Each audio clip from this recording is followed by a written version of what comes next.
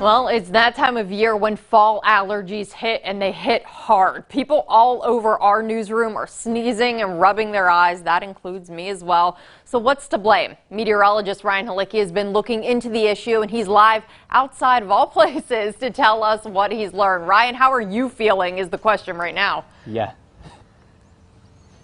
Well, it's beautiful out here right now, and thankfully the Flonase that I used is working wonders for me here because, yeah, I'm a seasonal allergy sufferer as well, and as we go into the fall, this, for me, is the time of year that I start to find a little bit of that relief. Now, there still is a little bit of an uptick right now, and the primary thing that we've been dealing with out there, it's ragweed. If you found yourself sneezing the last few days here, well, in particular, when we get through these dry stretches, that really just allows any of that pollen that's out there to stay suspended. It's the rain that helps trap that pollen down at the ground. So hopefully we can get a couple of showers around tomorrow, because with the uptick in winds, there's still pollen out there to be blowing around. Now, the season of allergies, when it comes to ragweed, it's a weed that grows that really puts out a lot of those pollen spores. And as you look at the chart here, we actually have a couple different seasons through the year. And depending on what flares your allergies, you may have better periods versus worse. Now, as we come up into the spring, in particular,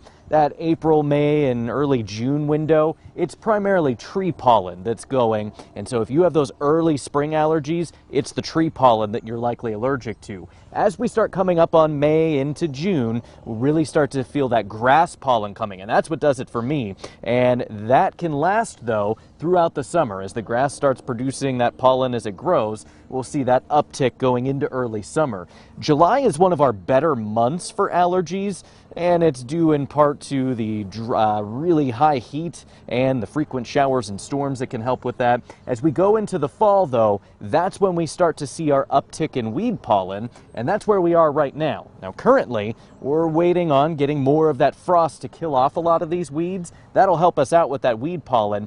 But then as we start getting further into the season and those leaves start coming down, that creates the perfect breeding ground for mold spores to develop. It's what we'll start seeing more and more of as we head further into the fall. Dust is another one. And so the mold spores, they can form as you get that damp layer underneath those leaves, really creating that breeding ground for mold to grow. Some things that can help you out if you suffer or you're noticing allergies right now. Well, pets can bring those allergens into the home, so you're going to want to perhaps wipe them down after you bring them in and wash their bedding frequently. Another thing that you can see, make sure that you're keeping up to date on those changes with your furnace filter. That'll help you out with the dust and the mold going through the cold months as well into the winter. Live in Boardman, I'm meteorologist Ryan Halicki.